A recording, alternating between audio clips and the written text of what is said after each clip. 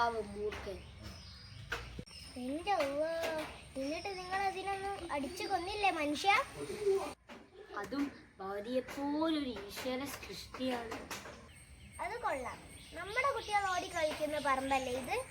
അതുകൊണ്ട് നമ്മളെ പറമ്പിൽ കയറിയാൽ അവരെ അടിച്ചു കൊല്ലണം.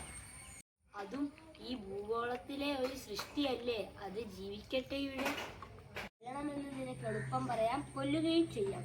എന്നാൽ അതിന് ജീവൻ കൊടുത്ത് സൃഷ്ടിക്കാൻ നിന്നെ കൊണ്ടൊക്കുമോ? നിങ്ങളൊരു കാര്യം